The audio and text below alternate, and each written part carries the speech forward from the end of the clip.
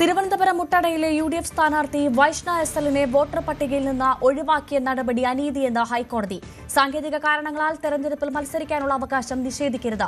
Voter പട്ടികയിൽ ഉൾപ്പെടുത്താനുള്ള നടപടിയെടുക്കണമെന്നും ഇല്ലെങ്കിൽ അസാധാരണ അധികാരം പ്രയോഗിക്കുമെന്നും ഹൈക്കോടതി വ്യക്തമാക്കി.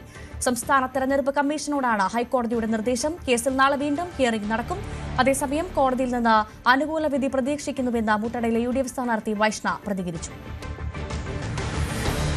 ഹൈക്കോടതി പരാമർശത്തിന്റെ ആശ്വാസത്തിലാണ് തിരുവനന്തപുരം കോർപ്പറേഷനിലെ മുട്ടട വാർഡിലെ കോൺഗ്രസ് പ്രവർത്തകർ. വൈഷ്ണ വീണ്ടും തെരഞ്ഞെടുപ്പിന്റെ ഭാഗമായി വോട്ട് അഭ്യർത്ഥിച്ചുകൊണ്ട് ജനങ്ങളിലേക്ക് ഇറങ്ങി. കുറച്ചു ദിവസങ്ങൾക്ക് മുൻപായിരുന്നു CPM ബ്രാഞ്ച് സെക്രട്ടറിയുടെ പരാതിയുടെ അടിസ്ഥാനത്തിൽ തെരഞ്ഞെടുപ്പ് കമ്മീഷൻ ഇത്തരത്തിൽ മത്സരിക്കാൻ കഴിയുകയില്ല എന്നൊരു നിർദ്ദേശം വൈഷ്ണയ്ക്ക് മുൻപിലേക്ക് എത്തിയത്. തുടർന്ന് ഹൈക്കോടതിയെ സമീപിക്കുകയും ഇന്ന് ഹൈക്കോടതിയുടെ പരാമർശത്തിന്റെ അടിസ്ഥാനത്തിൽ 2 ദിവസത്തിനകം കലക്ടർക്ക് നിർദ്ദേശം നൽകിയിരിക്കുകയാണ്.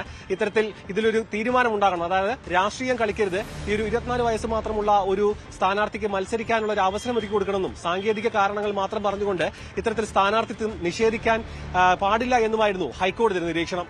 ഇത്തരത്തിൽ ഇടതുപക്ഷത്തിന്റെ ഭാഗത്തുനിന്നുണ്ടായ ഒരു രാഷ്ട്രീയ നീക്കമാണ് പൊളിഞ്ഞതെന്നും ഇതിൽ കൂടുതൽ ശക്തിയോടുകൂടി തെരഞ്ഞെടുപ്പിൽ വിജയിച്ച് മുന്നോട്ട് കയറി വരുമെന്നായിരുന്നു വൈഷ്ണയുടെ പ്രതികരണം. അനുകൂലമായിട്ടൊരു വിധി വരും തന്നെയാണ് പ്രതീക്ഷ.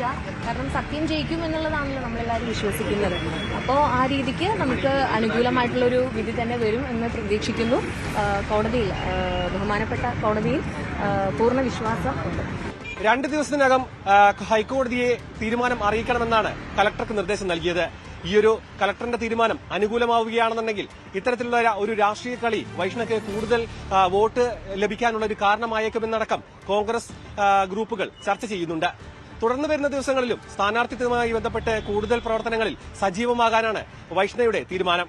ക്യാമറാമാൻ അരുണിനോടൊപ്പം സാരംഗ് സുധാകരൻ, ന്യൂസ് 18 തിരുവനന്തപുരം.